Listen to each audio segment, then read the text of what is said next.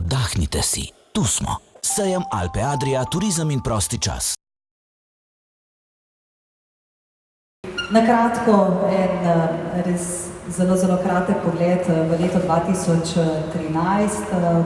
Vkolikor na sami prosojnici bomo seveda ugotovili dokončne podatke, sicer kako smo poslovali v letu 2013, pričakujemo. Do konca tega meseca bodo namreč prvi začasni podatki znani z 31. januarjem.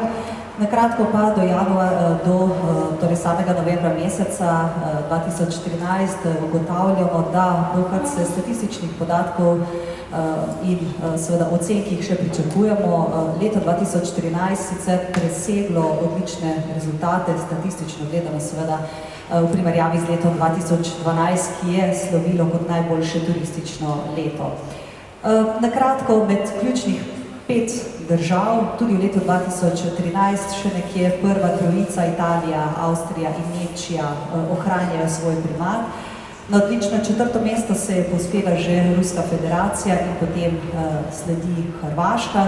Nedvomno smo pa predvsem v letošnjem letu in potem v letu 2015 in 2016 zelo koncentrirani na dejstvo, kaj se predvsem na prekomorskih trgih dogaja in seveda na rezultatih in trgih, ki dosegajo največje stopnje rasti. Zato bo prisotnost Slovenije predvsem proti vzhodu še bistveno bolj okrepljena. Vzhodna Evropa, bližnji in potem daljni vzhod.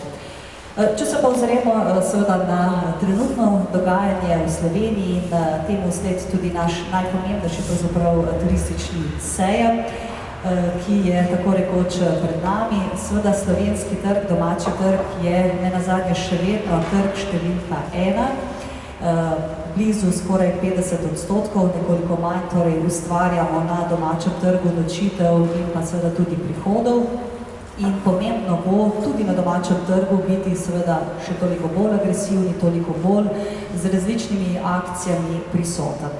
V okviru naše predstavitve predvsem sledimo strategiji razvoja slovenskega turizma do leta 2016, kjer se med tako rekoč teh 5 ključnih ciljev, kot sem jih tudi na tej prosojnici želela na kratko tudi predstaviti, bomo v okviru Alpe Adria seveda pozorni predvsem pod to številko 3 na turistične produkte in predvsem na trajnostni razvoj.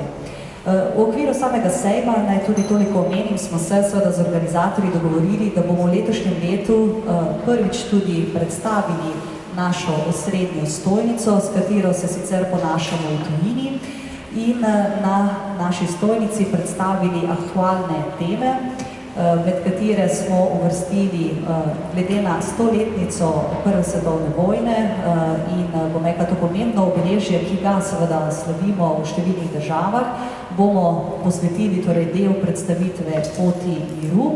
Nenazadnje pa bo predstavitev tudi izpostavila dobitnike destinacije Eden, torej gre za seveda trajnostne destinacije in pa obeležja oziroma podelitve nagrad strani Evropske komisije. Kar nekaj prejemnic predstavite nagrade smo v Sloveniji tudi dobili in zato je bilo posebno povabilo destinacijam, da se seveda slovenskemu trgu tudi predstavijo.